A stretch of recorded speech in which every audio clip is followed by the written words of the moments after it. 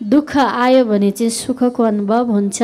अनि परमात्माको मेहेर रूपी आँखा, हजुर हामीलाई मेहेर आएको थाहा हुन्छ अनि हाम्रो आँखा खुल्दछ हैन। दुःख आउनु पर्ने रहेछ किनकि दुईटा ढुङ्गा थिए। एउटा ढुङ्गाले दुईटा ढुङ्गा सानिध्य थियो। एकजना मार्बल बनाउने, एकजना व्यक्ति र एकजना मूर्ति बनाउने, दुईजनाले त्यो एउटा ढुङ्गा चाहिँ नि के पनि गरिएन।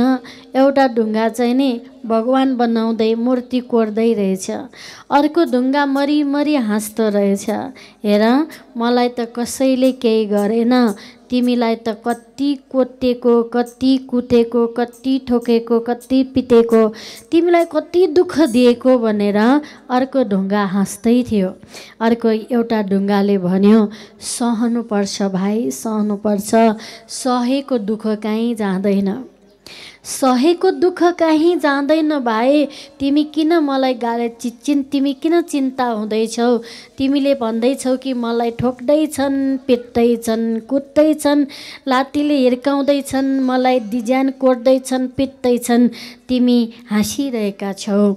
त ढुङ्गा भन्छ मलाई त के पनि गरेन, मलाई त आनन्द छ, न मलाई ठोकेका छन्, पिटेका छन्, कुटेका छन्, के पनि छैन, म धेरै खुसी छु भने ढुङ्गा बसिरहेको थियो।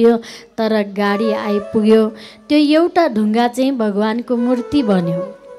एउटा ढुङ्गा चाहिँ भगवानको मूर्ति बन्यो, अर्को ढुङ्गा पनि गाडीमा राखेर मन्दिरमा लगियो। मन्दिरभित्र लगेर राखेपछि त्यो अर्को ढुङ्गालाई चाहिँ बाहिर राख्यो गेटमा। त्यो ढुङ्गालाई चाहिँ नि मूर्ति भएपछि भगवानको प्राण प्रतिष्ठा गराएर भित्र लग्यो। लगिसकेपछि अब अघिको अर्को ढुङ्गा त मूर्ति भयो, भगवान भयो, सबैले ढोग्ने, सबैले फुलपाती चढाउने, सबैले आरती गर्ने, सबैले हे प्रभु परमात्मा भन्ने, हात जोत्ने, झुक्ने, नमन गर्ने, पुष्पमाला लगाइदिने, तिलक चन्दन बन्दन लगाइदिने, फल प्रसाद चढाउने, नैवेद्य चढाउने, द्रव्य चढाउने, अनि सबैले झुक्ने र ध्यान गर्ने। अनि बाहिरको ढुङ्गाले चाहिँ नि भित्रको ढुङ्गाले, अब भित्रको भगवान रूपी ढुङ्गाले के भन्यो बाहिरको ढुङ्गालाई भन्दा, बाहिर चाहिँ के गर्दो रहेछ भने जो पनि आउने बाहिर ठुलो नरिवल लिएर आउने, नरिवल चाहिँ त्यही ढुङ्गामा हान्ने। हेर्नुहोस् अब त्यो ढुङ्गामा जसले पनि नरिवल लिएर आयो ढुङ्गामा हान्यो, नरिवल लिएर आयो ढुङ्गामा हान्यो, नरिवल लिएर ढुङ्गामा हानेको हाने, हानेको हाने, कसैले ढोगेका छैनन्, खालि हानेको हाने। अब भित्र बस्ने भगवान रूपी ढुङ्गाले बाहिर बस्ने भगवान यानि त्यो ढुङ्गालाई के भन्यो भने, अरे भाइ हिजो मलाई पिटिरहँदा तिमीले खुचिङ खुचिङ भन्थ्यौ, कति दुःख पाइस् नि भन्थ्यौ, कति तिमीलाई कष्ट भयो रे खुचिङ भन्थ्यौ, तर आज म 3 महिना एउटा मूर्तिकारको हातबाट मैले पिटाइ खाँदा म भगवान भएँ।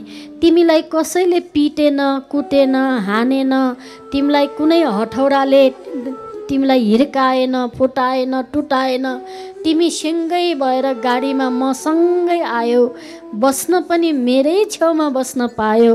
तर के गर्ने, म त मात्रै 3 महिना पिटिएँ, तिमी त जीवनभर पिटिनु पर्यो, तिमी त जीवनभर पिटिनु पर्यो। त्यसैले कहिले पनि जीवनमा दुःख पायो भनेर खुचिङ भन्नु हुँदैन रहेछ।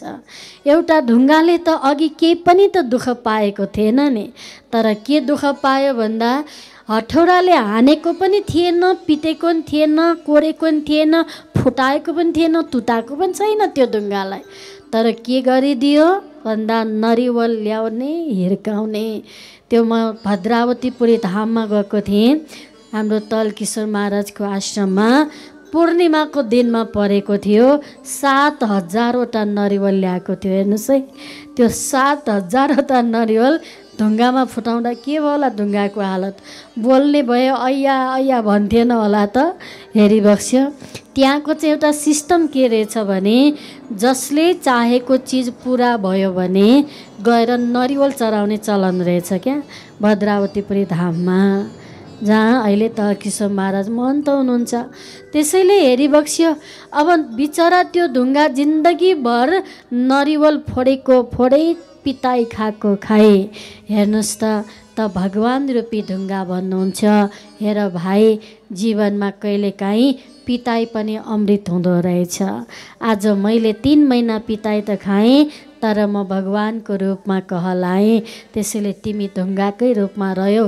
कसैले तिमीलाई लात्तीले पनि हिर्काउँछ, कसैले तिम्रो त्यो ढुङ्गा मुनि चप्पल पनि लुकाउँछ हैन, कसैले नरिवल पनि हिर्काउँछ, ढुङ्गा तिमी मुनि जुत्ता पनि लुकाउँछ। तर मेरो पासमा आउँदा सबैले मलाई ढोक्नुहुन्छ, पूजा गर्नुहुन्छ। त्यसैले जीवनमा दुःख पाउनुपर्छ। म त भगवानसँग के भन्छु भने हर बालकले जीवनमा दुःख पाओस्, अनि मात्रै जीवनमा सुख पाउँछ। किनकि दुःखै नजानेको बच्चाले जीवनमा सुख कहिल्यै महसुस गर्न सक्दैन। दुःख नपाएको व्यक्तिले जीवनमा सुखको आनन्द लिनै पाउँदैन। त्यसैले जीवनमा बुढेसकालमा दुःख नआओस्। दुःख नि बरु बाल्यकालमा आओस् क्या, सहन्छ नि त। दुःख देखेर सबैलाई दया लाग्छ नि त। कतैभरि यो बच्चा कति दुखी रहेछ भनेर सबैले दया गर्नुहुन्छ। बुढेसकालमा त दुःख पायो भने कतैभरि भन्ने कोही मात्रै पाइन्छ। बुढेसकालमा दया गर्ने कम मात्रै पाइन्छ क्या। त्यसैले बुढेसकालमा होइन, दुःख चाहिँ बच्चामै थाहा पायो भने अनि सुखको महत्त्व हुन्छ। युवाकालमा सुख आओस्, बुढेसकालमा सुख आओस्, तर बाल्यकालमा चाहिँ अलिकति भए पनि प्रभु दुःख दिनुस् भन्छु क्या मैले चाहिँ। किनभने दुःखभित्र कति सुख लुकेको कुरा दुःखमा मात्रै थाहा पाइने रहेछ नि त होइन। यसो हेर्दा एउटा कैँची लिएर बस्ने दिदीबहिनीहरूले सिलाइ गर्दा नि लुगा कति काट्नुहुन्छ, यता नि काट्नुहुन्छ, यता नि काट्नुहुन्छ, यता नि काट्नुहुन्छ।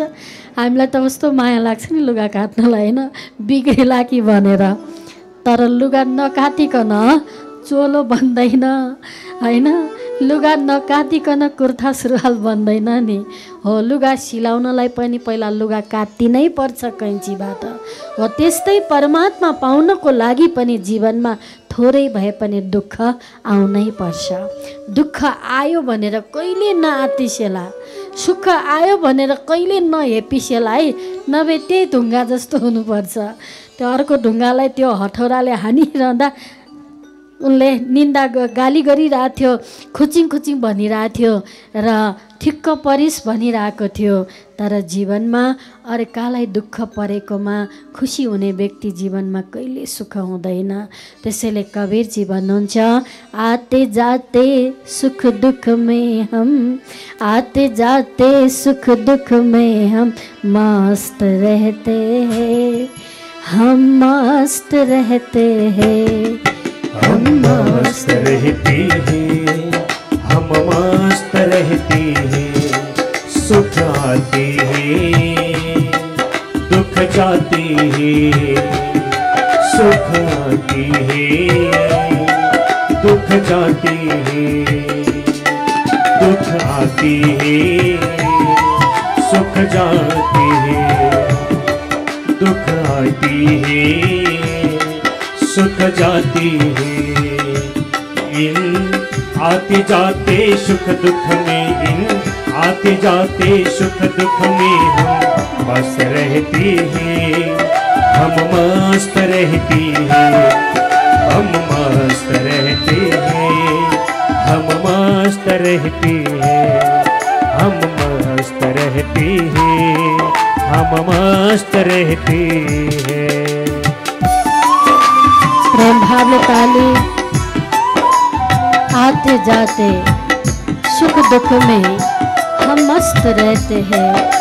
हे परमात्मा, दुख आए पनि सुख आए पनि हजुरको चरण प्राप्त भए पुग्छ। हामी सधैँ खुसी हुन सकौँ, दुःखमा पनि सुख लिन सकौँ प्रभु। जय होस्।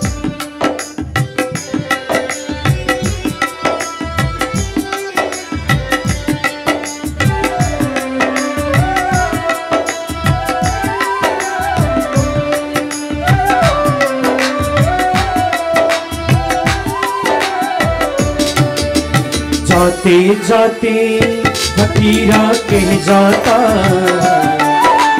जाते जाते फकीरा कह जाता, कोई पैदा हुआ कोई मर जाता, कोई पैदा हुआ कोई मर जाता। इन आते जाते सुख दुख में, इन आते जाते सुख दुख में हम मस्त रहते हैं, हम मस्त रहते हैं, हम मस्त रहते हैं, हम मस्त रहते हैं, हम मस्त रहते हैं, हम मस्त रहते हैं। सुख आती है दुख जाती है, दुख आती है सुख जाती है। इन आते जाते सुख दुख में, इन आते जाते सुख दुख में हम मस्त रहते हैं, हम मस्त रहते हैं, हम मस्त रहते हैं, हम मस्त रहते हैं, हम मस्त रहते हैं, हम मस्त रहते हैं।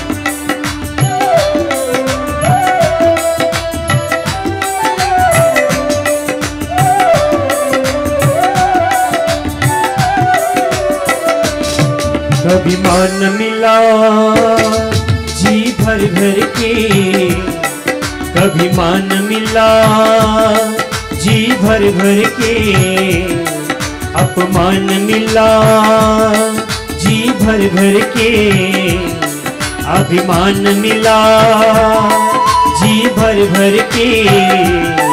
इस मान अपमान के खेल में, इस मान अपमान के खेल में हम मस्त रहते हैं, हम मस्त रहते हैं, हम मस्त रहते हैं, हम मस्त रहते हैं।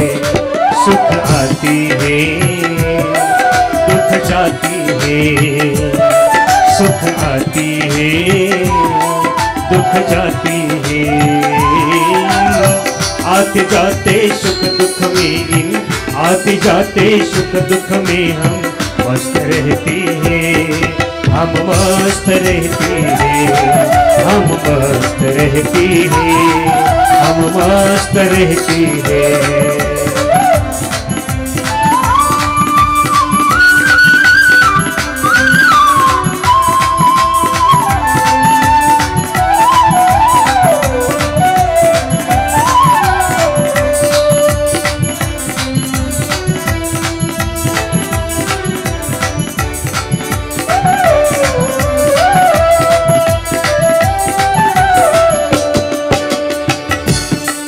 गुरु ज्ञान पिटारा खोला है, गुरु ज्ञान पिटारा खोला है। यह जग सारा एक मेला है, यह जग सारा एक मेला है। क्षण क्षण बदले सुख दुख में, क्षण क्षण बदले सुख दुख में मस्त रहते हैं, हम मस्त रहते हैं, हम मस्त रहते हैं, हम मस्त रहते हैं। सुख आती है दुख जाती है, दुख आती है सुख जाती है। आते जाते सुख दुख में, आते जाते सुख दुख में हम मस्त रहती है, हम मस्त रहती है, हम मस्त रहती है, हम मस्त रहती है, हम मस्त रहती है, हम मस्त रहती है। दुख आते हैं सुख जाते हैं, इन आते जाते सुख दुख में हम मस्त रहते हैं।